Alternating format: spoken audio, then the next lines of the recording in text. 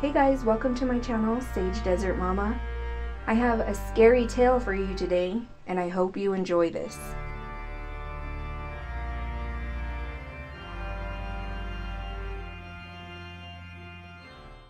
Some say telling this story is bad luck. I started telling the 100-year-old ghost story far before I knew that, and now I'd like to tell you about it. But first, let me give a warning.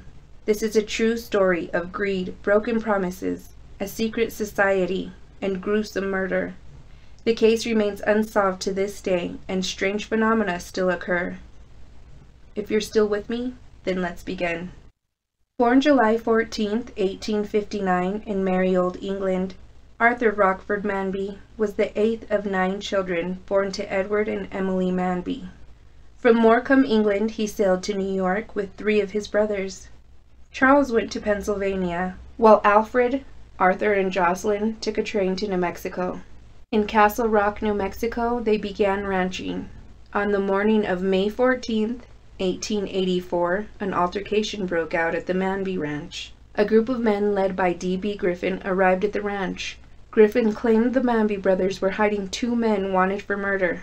Griffin said the Manby brothers sent the son of one of the men into his general store for goods the day after the murder. Griffin fires at the Manby brothers, grazing Arthur's hip and burning his clothes. Jocelyn fires, grazing Alfred's stomach. Arthur fired 2 shots, instantly killing Griffin with 1 to the head and 1 to the heart. The Manby brothers were later found innocent of any wrongdoing. And in 1885, Arthur joined the James Masterson militia. They started a land war over the Maxwell land grant, because you probably guessed it. The Manby Ranch, it was on tribal land. So some years later, the brothers part ways and Arthur finds himself in Taos, New Mexico. In 1895, he met Jack Columbus Ferguson and George Wilkinson, and became their partner in the Mystic Mine and companies such as the Colonial Bond and Security Company. This made them 3 of the wealthiest men in New Mexico. Some believe the mine was cursed. A lot of people died there since the 1860s when the mine opened, including a man named Stone, who was a former partner of Ferguson and Wilkinson. Stone's beheaded body was found on Mount Baldy close to the mine. The bogus mine didn't even produce gold. They would basically go around sprinkling gold that came from a real gold mine. In this case, the Aztec mine would feed the Mystic Mine. Doesn't that sound so super fraudulent? However, it was one of many at that time. I've heard at parties or what have you, Manby would show his guests little jars of gold nuggets. He spoke of having millions hidden away in his 19-room hacienda. Manby and his partners were part of a secret society. It was called the United States Secret and Civil Service Self-Supporting Branch, led by the mysterious Servino Gutierrez. Arthur would signal to members of this society with different colors of flags from a flagpole on top of his house. Stories still circulate of tunnels that were supposedly under Taos, secret passage that connect different places around the area. In 1907, Manby met Edith Prescott. She was a 16-year-old daughter of an officer from one of the land development companies that Manby was partnered in. Manby, who was 50, proposed to Edith, but her parents were against the marriage. Edith said she was determined to marry Manby, and she did. They divorced about a year later, Edith claiming Arthur's cruelty. This brings us to Miss Margaret A.E. Waddell, a Los Angeles actress and descendant of Sir Walter Raleigh. In August of 1912, Waddell met Manby on a sightseeing tour. In October 1912, Manby convinced Waddell this painting of St. Agnes he had could sell for at least $25,000. Manby then promises to marry Miss Waddell and proposes to her in Albuquerque on Thanksgiving Day. Manby sends Waddell off to sell this painting, but not before her fiancé asked her to give him some money for the painting up front. Waddell gives him the money, heads to New York, starts getting ready for her wedding, and then soon finds out the painting was worthless. By this time, Arthur starts mentioning a rich Texas widow by the name of Meyer in his letters to Waddle. She gets upset, of course, but Manby keeps stringing her along. He asked Waddle to meet him in Dallas. Waddle went, but Manby did not meet her. They exchange angry letters back and forth. Waddle's on postcards for all the world to see. And during this time, Manby gets his hands on a land grant with about 60,000 acres of land off to the side of the Rio Grande. It's now known as the Manby Hot Springs. Manby promoted a hotel and gardens on his new land, but he used the investors' money to fix up his house, so they decided not to give him any more. And then in 1914, newspapers all around New Mexico were telling the story of the scornful actress. Waddle said she was defrauded by Manby with the promise of marriage. Waddle said Manby had no intentions of marrying her at all. So she sued him in federal court for $50,000. And she actually won. Manby was ordered to pay her about $16,700 for toying with her heart. Yes, girl. Get it. By this time, Manby was well known, but not well liked. He was a swindler, an exploiter, and a philanthropist, cheating people all over New Mexico, selling fake deeds, fraudulent business proposals, and may have even been paid by his family to leave England and never return. Manby used everyone around him. He never missed an opportunity to make a dime. This case was probably the most damaging for Manby. It was in a lot of newspapers for years after. No mention of the wealthy Texas widow ever again. In 1917, George Wilkinson disappeared. A few years later, in 1921, he made an appearance in Taos. Word around town was that Wilkinson had a huge sum of money with him, and was last seen going towards the Ferguson house before he vanished again. Shortly after Wilkinson's disappearance, Manby's behavior changed. He began to mutter things about Wilkinson and that awful night. Ferguson began having hallucinations and claiming to be haunted of a headless ghost. Ferguson said the ghost lived with him. He could always feel, see, and hear it throughout his house and the surrounding areas. The people around town believed it to be his daughter, Teresita Ferguson, in white sheets, tormenting her father to the point of insanity. In 1922, her father was sent to an asylum in Las Vegas, New Mexico. He was released in 1924 and then died in 1925, possibly of poisoning. His wealth would then pass to Manby and Teresita, who made quite the wicked team. Manby was in love with Teresita. He would often refer to her as Princess Teresita. Princess Teresita is so lovable. She's the princess of my heart. He wrote multiple times in his journal. Teresita was a tarot card reader and schemer. They say she was also into that brujeria. She didn't feel the same way about the older man, but she knew she needed him. Princess Teresita would fall victim to Manby's schemes in October 1928. Teresita sought to collect $817,000 from a hypothetical trust. She said the order was supposed to have delivered the money to Alvin Birch 2 years prior, and he set up the trust for her and her children. Birch said this never happened. He said, if Teresita has any money, I sure don't know about it. Teresita says she never received any of that money.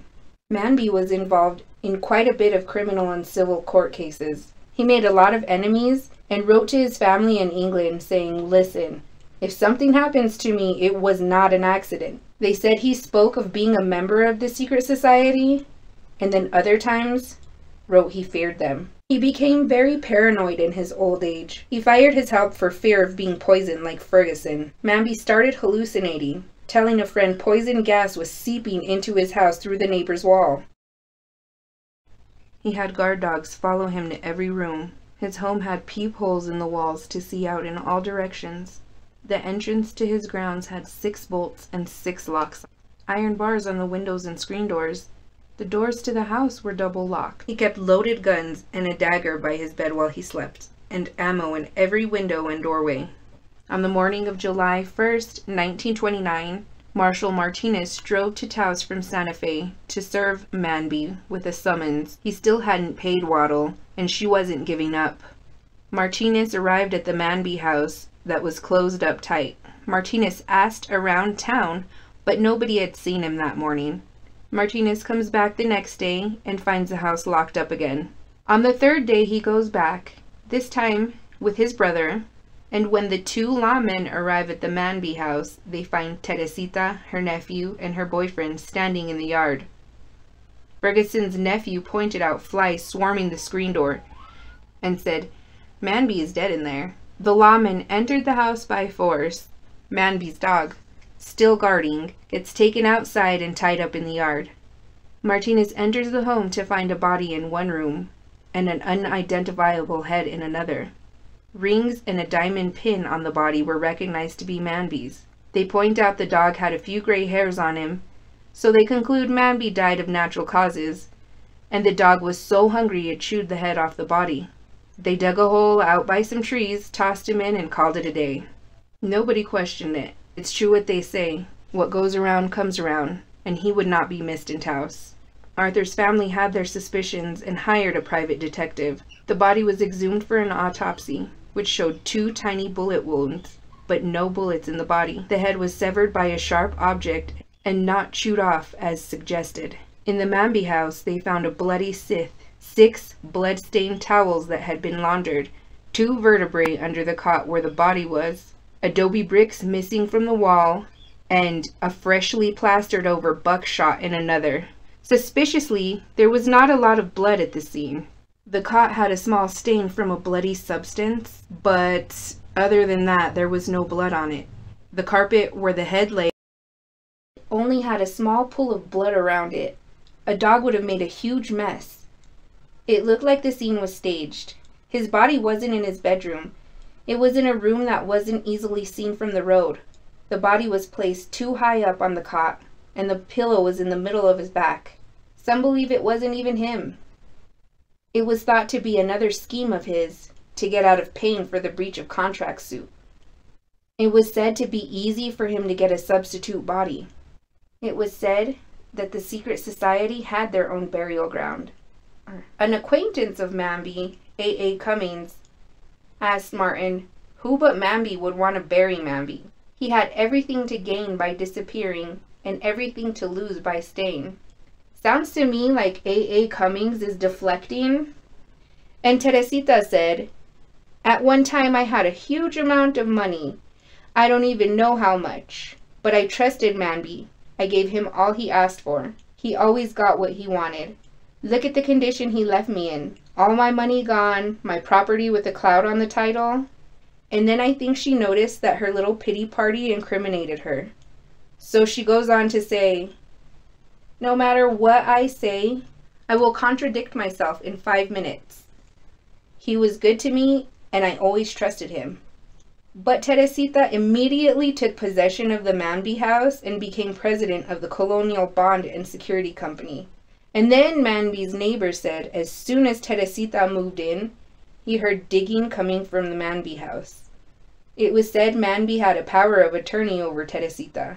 He was to collect $2 million from the society on her behalf on or around July 1st.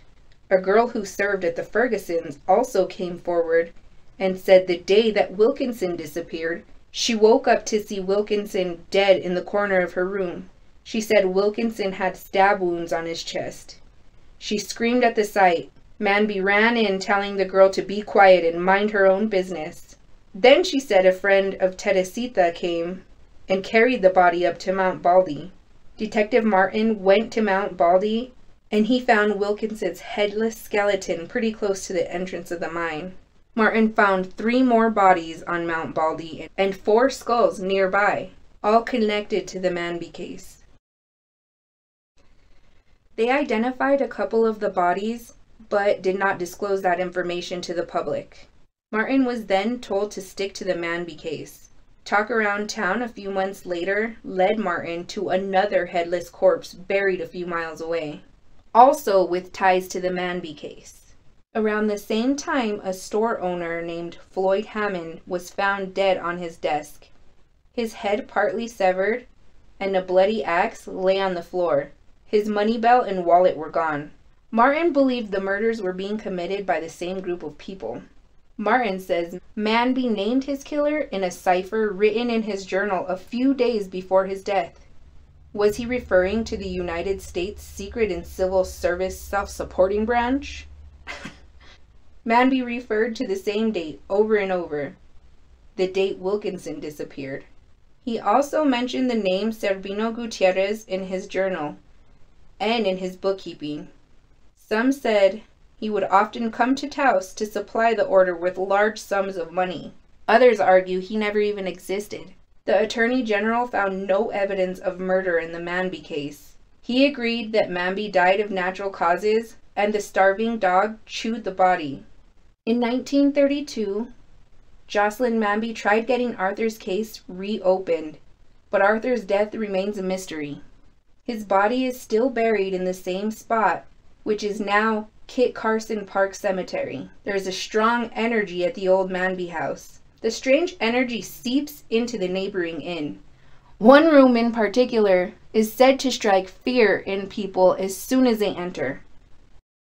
So what do you think? Do you think it was Arthur? Or do you think that he escaped paying for a broken heart? Let me know in the comments, and please like and subscribe.